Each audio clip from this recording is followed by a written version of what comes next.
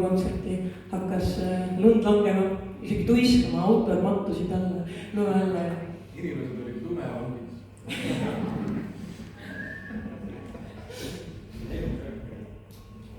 aga täiega tore on ikkagi siin oma